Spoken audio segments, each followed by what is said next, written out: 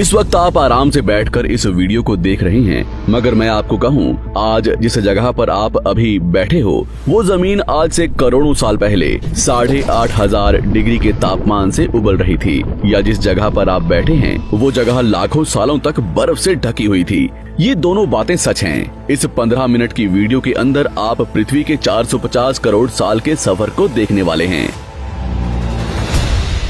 जिस जगह आज हमारा सौरमंडल है वहाँ विभिन्न प्रकार की गैस और धूल के बादल हुआ करते थे। वैज्ञानिकों के मुताबिक इन धूल के बादलों से दूर एक तारा हुआ करता था। वक्त के साथ साथ उस तारे की ऊर्जा कम होने लगी, जिसके कारण उसके अंदर एक विशाल विस्फोट हुआ। विस्फोट की वजह से अंतरिक्ष की ये धूल एक दूसरे से दबने लगी। इस दौरान बादलों में स्थित धूल के कण दबाव और गर्मी के कारण बड़े उल्कापिंड और पत्थरों में परिवर्तित हो चुके थे, और इसी दबाव की वजह से इन बादलों में स्थित रेडियो एक्टिव पदार्थ ने ग्रेविटी का निर्माण किया। इस ग्रेविटी के कारण बीच में हाइड्रोजन और हीलियम इकट्ठा होने लगे।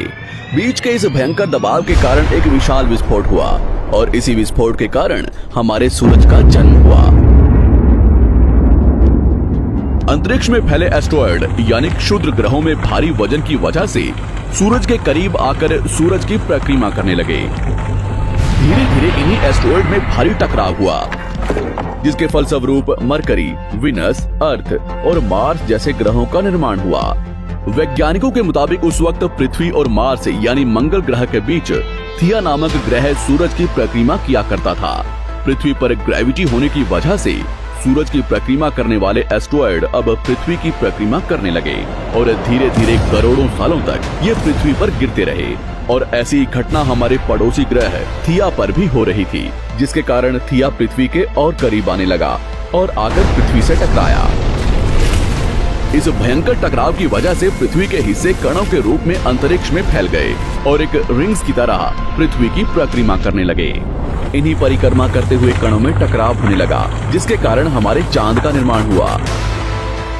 उस वक्त पृथ्वी पर सिर्फ एक ही समुद्र हुआ करता था, और वो था 1900 डिग्री सेल्सियस की तापमान पर उबलते हुए लावे का।